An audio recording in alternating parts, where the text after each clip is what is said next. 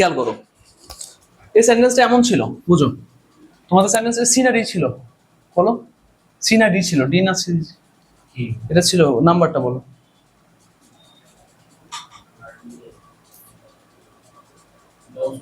জি না, জি না।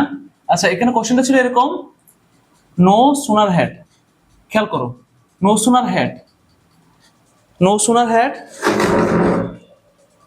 No sooner had I reached the college, আমি কলেজে পৌঁছাতে না পৌঁছাতে, নো সুনার হ্যাডের সময় দেন বসবে, দেন দুইটা বাক্যের আগে দেন বসবে, then the class started, the class started,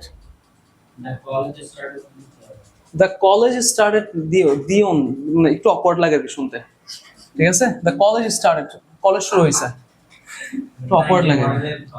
দেখো তাকাও এদিকে, এবার এবার দেখো অ্যাজ সুন অ্যাজ যদি হয়, অ্যাজ সুন, হ্যাঁ ও দিছি তিনটা, অ্যাজ সুন অ্যাজ, ওকে সেম বাক্য থাকবে, শোনো সেম বাক্য থাকবে, লিখতেছি না আমি, জাস্ট এই দেনের জায়গায় কমা বসবে, তার মানে বাক্যটা কি হবে, যে no sooner had I reached the college the class started, just দেনের জায়গায় কমা বসবে, ঠিক আছে? এরপর দিকে তাকাও, হার্ডলি হ্যাড, হার্ডলি হ্যাডও সেম, সেম সব সেম থাকবে, জাস্ট কমার জায়গায় বসবে হোয়েন, হ্যাঁ তারপর আবার বাক্যটা বসবে বাকিটা। 3 নাম্বার স্কার্সলি হ্যাড, সব ঠিক থাকবে, জাস্ট এখানে হোয়েন বসবে। এবার এটা কখন ইউজ হয়, একটু ইউজটা বুঝি, একটু তাকাও, no sooner had, as soon as, hardly had, scarcely had, এগুলো আমরা কখন ব্যবহার করব? যখন আমরা দেখব একটা কাজ হতে না হতে আরেকটা কাজ শুরু হয়েছে। পয়েন্ট বুঝো নাই?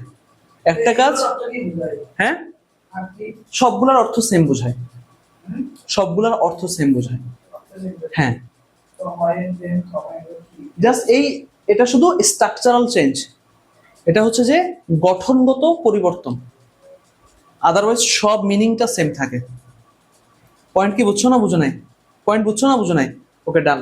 তাহলে এবার আমরা যদি এই বাক্যটা ইউজ না করি, আরেকটা বাক্য ইউজ করি, কেমন হয়, যে as soon as I heard the news, হ্যাঁ আই না লিখি, আই ওখানে লিখছি, as soon as he heard the news, সে খবরটা শুনতে না শুনতেই, সে খবরটা শুনতে না শুনতে he went to the hospital, সে খবরটা শুনতে না শুনতে সে হসপিটাল চলে গেছে, মানে একটা কাজ হতে না হতে আরেকটা কাজ হয়ে যাচ্ছে, বুঝছো না বুঝো নাই?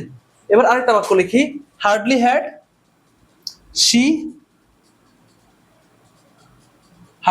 শি স্লিপ, স্লিপ না হয় এটা স্ল্যাপ্ট হবে, ভার্ব টু, সে শুতে না শুতেই দা না দা দে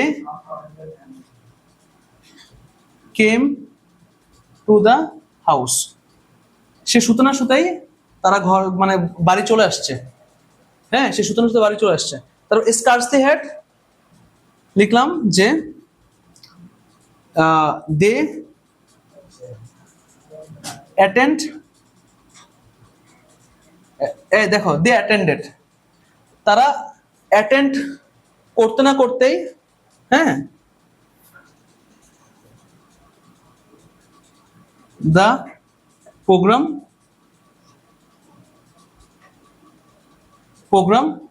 ফিনিশড আর কি, তারা অ্যাটেন্ড করতে না করতে প্রোগ্রাম শেষ হয়ে গেছে,